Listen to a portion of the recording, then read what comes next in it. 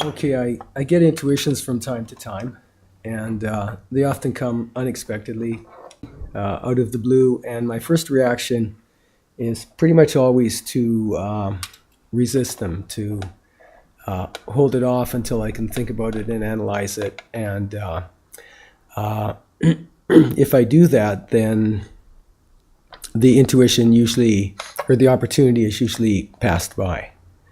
So it's rather frustrating. I like to have successes at things that I do, and this causes me to not feel successful. Well, and just for the record, it frustrates us as well. We too, at times, feel frustration to a different degree of understanding than you feel frustration. Yet, as we have been human before, we recognize the idea of frustration. And many of you do this. You bypass the intuition and you go straight to the logical mind. That part of you which gives you all the reason in the world why not to, or why to do something, when you know in your heart that that is not exactly the direction you want to go, yet you do it because your logical mind is telling you to do it, that you have calculated and essentially made up reasons for doing something that you think may not be in your best interest, or conversely, to not do something that may be in your best interest.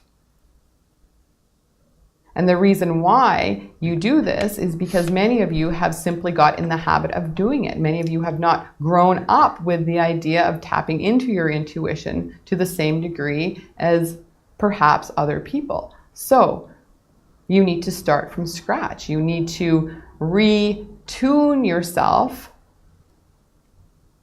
so that you then have the tools to be able to recognize when your intuition is speaking to you. In other words, recalibrate. Cleanse the body. We've talked about this before, not specifically with you, but in general. Your physical body is your vehicle. Your physical body carries you in such a way that you may actually be debilitating your own personal connection based upon how your physical body is responding to the electromagnetic grids of the universe, of the world, of your planet. If you put dirty fuel in your vehicle, it's going to sputter. It's going to die. It's not going to run smoothly for you. The same is true for the human body.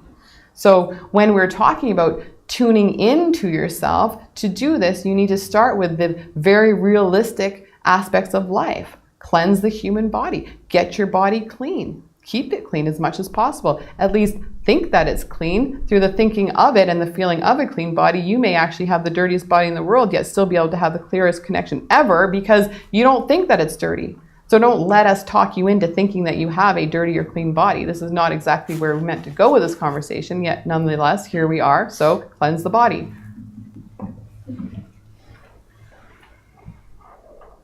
Two, cleanse the mind. Develop a conversation between your soul and your mind. Your ego self needs to develop a rapport with the soul self, with the heart. The ego is represented by the physical mind. The soul is represented through the heart. Therefore, when your mind is talking to you, oftentimes, almost always, so is your ego. When the soul is talking, you feel that in your heart. It's a feeling as opposed to a thought.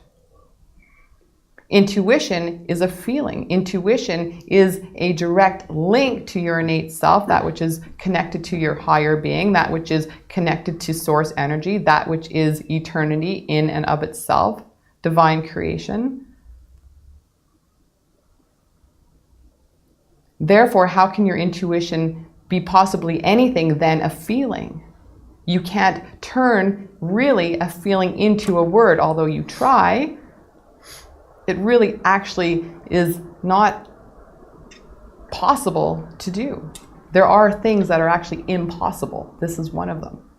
You have words that represent a feeling, But a feeling is, in actual fact, represented as a energetic pulsation. An intuitive feeling is just that. It's an energetic, magnetic pulsation that goes from the heart directly to the magnetic grid, which is connected directly to source because everything is connected.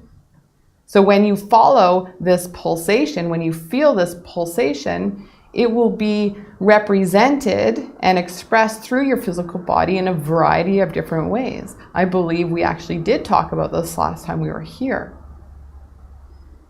But recognizing how all of your bodies individually respond to intuitive feelings. Take notes. Experiment until you begin to get it right. If it feels like intuitively you want to go in this direction, take note of how you're feeling, not of what you're thinking, how you're feeling about it. Write it down if you wish, put it into words, keep it in your breast pocket for next time. Follow that feeling and see where it leads you. If it leads you down a path that you think maybe wasn't the coolest path in the world and maybe you should have taken another one, explore why it is that you're there. Maybe you're overlooking something. Maybe you're not seeing a potential or a possibility based upon your expectation of where you were going. But back to intuition itself, you must begin to recognize how the physical body represents your intuitive self based upon yes, no answers, essentially.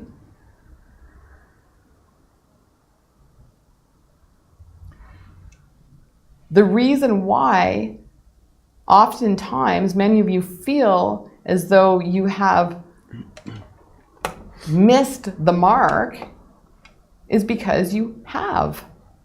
We're sorry to say.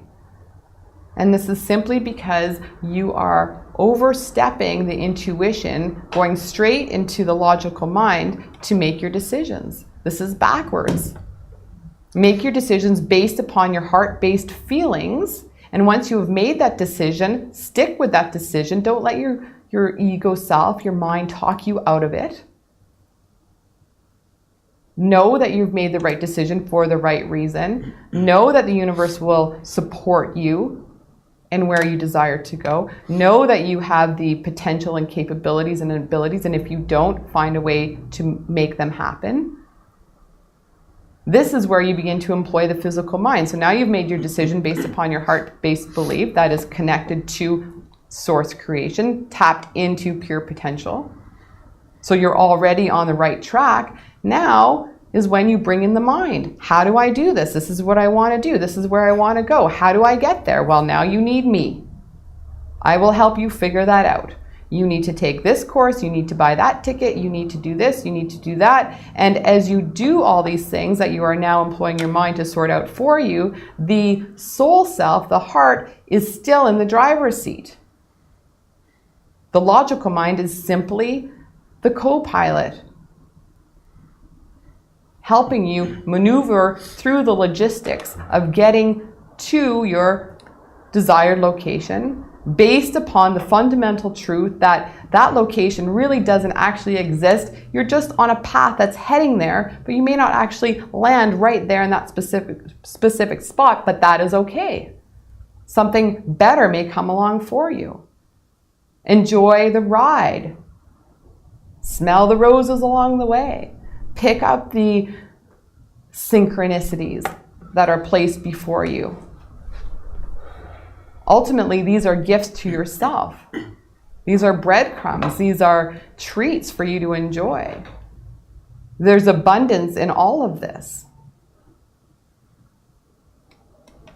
So the mind and the intuition work in conjunction with one another, but you need to establish the relationship between them. Does this help? Yes, it does help.